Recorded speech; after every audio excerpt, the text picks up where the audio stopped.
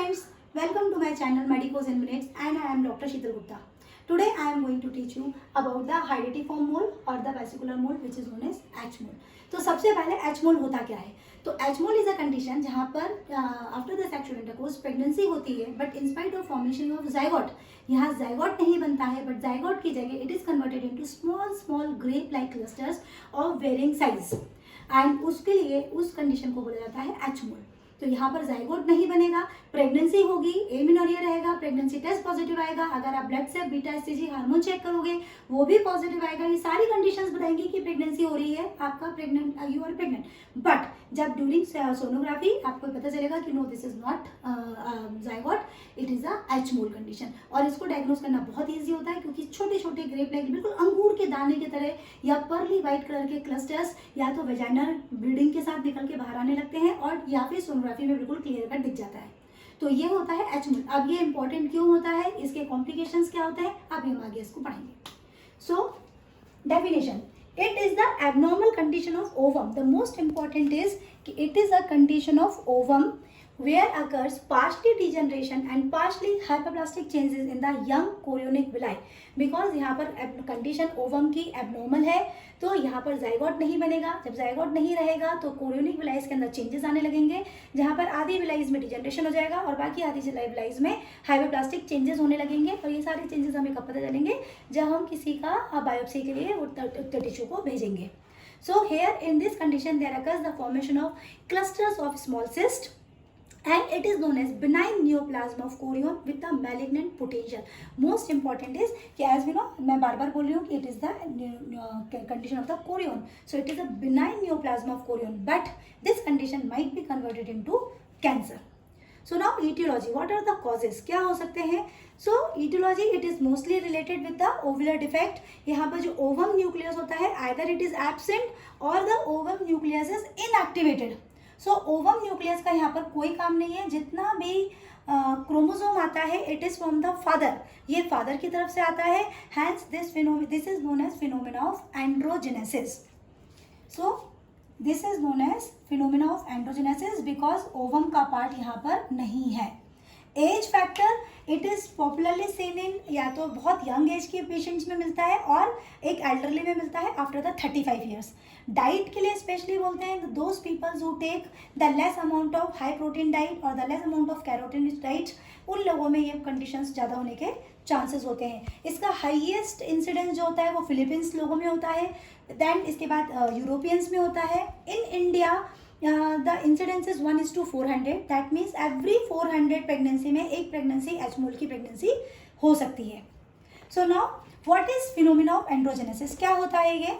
तो in phenomena of androgenesis during sexual intercourse this is female chromosome 23X and 23Y or 23X.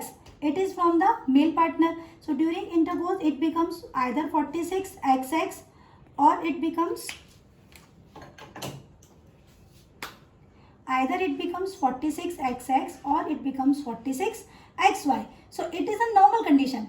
But what happens in this androgenesis, because this is absent, the nucleus is absent from this ovum part. So now this becomes 46 either Y or it becomes 46X and it again reduplicate by itself. So it becomes 46YY or 46XX. It is very rare कि it happens to be XY. It is a very rare condition. So this is known as phenomena of androgenesis. कि here the complete chromosome come from father only. Now two type of hydatidiform moles are there. One is the complete or the classic variety and second is the partial or the incomplete variety. Incomplete variety, whole of the placenta and whole of the fetus is converted into the grape like clusters. And partial or the incomplete condition, we can recognize some part of placenta as well as some part of the fetus. Now what are the clinical pictures? So in clinical pictures, patient is complaining of amenorrhea with vaginal bleeding. Patient को again vaginal bleeding होगी but यहाँ characteristic picture रहेगा, इसको हम लोग बोलते हैं white current in red current juice. White current means कि जब सिस्ट रप्चर होती है तो उसमें व्हाइट कलर का फ्लूइड निकलेगा एंड प्लस ब्लीडिंग होगी तो व्हाइट कलर की होगी, तो इस कंडीशन को कहा जाता है white current in red colour juice. तो फर्स्ट होगा amenorrhoea with vaginal bleeding, second lower abdominal pain, patient को नीचे के हिस्से पे हमेशा पेन बना रहेगा। क्यों रहेगा? फर्स्ट कि यूट्रन डिस्टेंशन हो रहा है, प्रोग्रेसिव डिस्टेंशन होता जाएगा यूट्रस का। सेकेंड कंसील्ड हेमरेज, अंदर ही अंदर ब्लीडिंग हो रही है। अब ब्लीडिंग क्यों हो रही है? माइट बी क्योंकि मोल्स जो होते हैं it might be invasive mole. अब इन्वेजिव मोल क्या होता है? This is uterus, this is myometrium and these are the moles. So some of the moles may invade into the myometrium or may perforate the uterus, and this is a very common condition. That means perforation of uterus is very common in case of invasive mole. So lower abdominal pain is either because of over distension of uterus or because of concealed hemorrhage or because of perforation by the invasive mole, infections, and the last uterine contractions to expel these product of conception outside. Third is excessive vomitings, and it is because of the excessive increase in the HCG hormone. Breathlessness, it is most common, and it is because of the pulmonary embolism by the tropic cells. Next is thyrotoxic features. Thyrotoxic features किसे बोलेंगे? जब thyroid hormone का level बहुत ज़्यादा बढ़ता है then it is known as thyrotoxic features, and it is due to increased concentration of the chorionic thyrotropin hormone.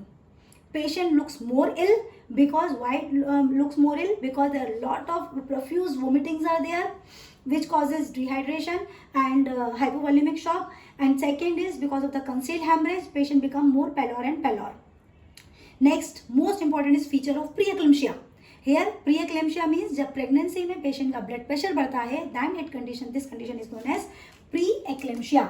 So in this features of preeclampsia are most common, and this preeclampsia is either because of the overdistension of the uterus and because of the hyperactivity of the trophoblastic cells. So इस condition में हम देख सकते हैं कि सबसे पहले patient को एनीमिया बहुत ज़्यादा होगा because of the conceal haemorrhage, बहुत ज़्यादा पैलोर मिलेगा। सेकंड पेशेंट को एक्सेसिव वोमिटिंग्स मिलेंगी। थर्ड पेशेंट को ब्रेथलेसनेस मिल सकती है एंड दिस इंडिकेट्स कि पेशेंट को लंग्स इन्वॉल्व हो रहे हैं, that is pulmonary embolism. Patient का थायराइड हार्मोन बहुत ज़्यादा बढ़ जाता है, that is cause thyrotoxicosis features, and patient का ब्लड प्रेशर बहुत ज़्यादा बढ़ जाता है विच आर नोन एज प्रीएक्लेम्शिया। और ये सारी कंडीशंस अपने आप में ही पेशेंट की प्रेगनेंसी को बहुत क्रिटिकल बना देती हैं। Now investigations, what are the investigation? First is routine test जो कि हम प्रेगनेंसी में करवाते हैं जिसको कि हम ANC प्रोफाइल बोलते हैं, that is antenatal care profile, जिसमें हम complete blood picture, urine routine microscopy, sugar, blood group, hepatitis B, HIV, VDRL, thyroid, ये कुछ रूटीन टेस्ट होते हैं जो हर प्रेग्नेंट लेडी के किए जाते हैं which are known as ANC test. वो तो हम करेंगे अलॉन्ग विथ हम USG सोनोग्राफी कराएंगे in which snowstorm appearance, this is most important, and this picture shows कि yes this condition is of H mole, and the most important is beta HCG hormone, but it is quantitative, हमें इसकी value चाहिए होती है so that हम compare करेंगे आगे कि बीटा HCG की अगर वैल्यू कांस्टेंट बढ़ती चली जा रही है दैट इंडिकेट्स कि आपका H मोल की कंडीशन वर्स होती चली जा रही है। सो बीटा HCG जो हमें क्वांटिटेटिव लगेगा, हमें इसकी वैल्यू चाहिए। सो नाउ द ट्रीटमेंट अगर हमने H मोल का ट्रीटमेंट क्या होगा? That is evacuation of uterus, हमें यूट्रस को खाली करना है पहला।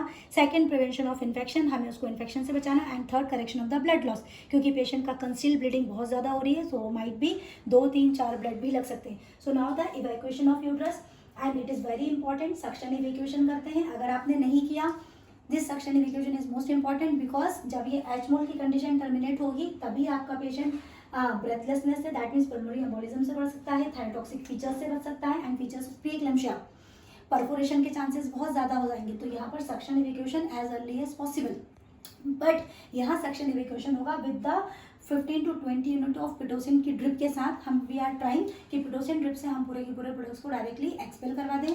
Once uterine cavity becomes empty, इसको एवरी 7 डेज फॉलोअप के लिए बुलाना होगा पेशेंट को। Every 7 days beta HCG hormone quantitative check करेंगे, और अगर इसका हार्मोन का लेवल नीचे आता जा रहा है दैट इंडिकेट्स कि हाँ आपकी कंडीशन ये खत्म हो रही है। इस कंडीशन में बहुत इंपॉर्टेंट है follow up, 2 years follow up is must in this case. क्यों फॉलोअप कितने दिन में करना है? पहले आपको वीकली बुलाना है पेशेंट को, तब तक बुलाना है जब तक कि आपका बीटा HCG का हार्मोन का लेवल बिल्कुल नॉर्मल ना आ जाए। इसके बाद हर महीने बुलाना है आपको 1 साल तक, इसके बाद 3-3 महीने में बुलाना है नेक्स्ट 2 years तक। अब इसमें आप बुलवा के करोगे क्या, आप सबसे पहले बीटा एचसीजी का लेवल करवाओगे एंड स्ट्रिक्टली पेशेंट को बोलना है कि इन 2 सालों में आपको प्रेग्नेंट नहीं होना है। क्यों नहीं होना है?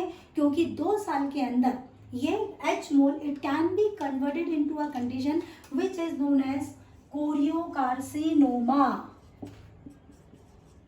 Carcinoma, and as the name suggest it is a malignant condition, ये कैंसर है। So within 2 years H mole might be converted into choriocarcinoma, और अगर कोरियोकार्सिनोमा चेंज होता है तो अगेन उस पेशेंट का बीटा एचसीजी का लेवल बढ़ने लगेगा, और अगर 2 साल के अंदर पेशेंट प्रेग्नेंट होती है तो भी बीटा एचसीजी हार्मोन लेवल बढ़ेगा। So now we got confused कि ये पेशेंट प्रेग्नेंट है इसलिए बीटा एचसीजी बढ़ रहा है, या ये कोरियोकार्सिनोमा में चेंज हो गया इसलिए बीटा एचसीजी बढ़ रहा है। दैट्स वाई पेशेंट को स्ट्रिक्टली 2 साल तक प्रेग्नेंट नहीं होने के लिए बोलना है, और अगर पेशेंट को प्रेग्नेंट नहीं होना है तो उसको कॉन्ट्रासेप्टिव्स आपको एडवाइस करने पड़ेंगे। तो कॉन्ट्रासेप्टिव्स में हमारी कोशिश रहती है कि जो आईयूसीडीज होती हैं, इंट्रायूट्राइन कॉन्ट्रासेप्टिव डिवाइस, हम वो भी नहीं बताते हैं पेशेंट को। क्यों? क्योंकि उसका मोस्ट कॉमन साइड इफेक्ट होता है इरेगुलर ब्लीडिंग। तो अगर पेशेंट को इरेगुलर ब्लीडिंग हो रही है देन अगेन हम कंफ्यूज हो जाएंगे कि इस कंडीशन के कारण हो रही है और या फिर आईयूसीडी से हो रही है, तो आईयूसीडीज भी एडवाइस नहीं करेंगे। तो the choice of contraceptive is either OCPs, oral contraceptive pills, और the physical barriers like condom. तो these are the some important topics about HMOL. Okay, thank you.